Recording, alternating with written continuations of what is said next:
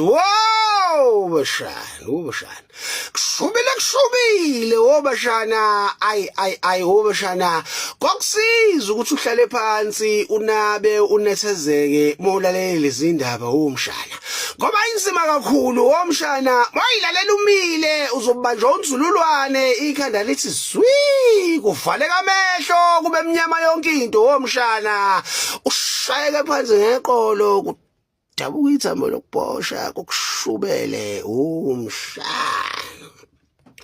Ukomishina wamaphoyisa kwaZulu Natal wobashana Lieutenant General Nhlanhla Mkhwanazi wobashana nethimba lakhe sebekuthumelile ufakazi wobashana bokuthi kwaphazamiseka ukusebenza komthetho wobashana. Kulendele wobashana ukuthi ke manje ukhishwe iwarrant ezogunyaza ukuthi wobashana ushushiswe bese kuyaboshwa.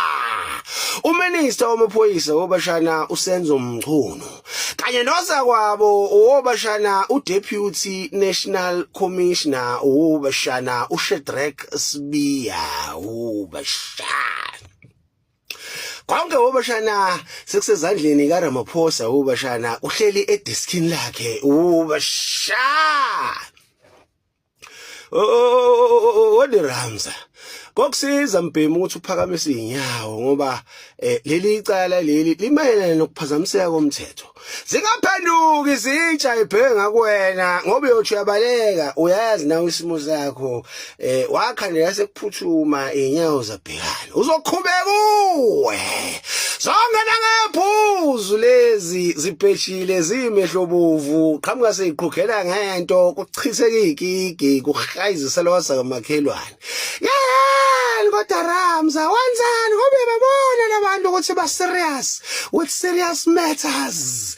Anokhatha lapho abafana ngadubuleka inkukhu zami zigcina indezile zangena ngalapho. Womshana asibukela ifilimu ke manje eMzansi isazo sholonto bashana.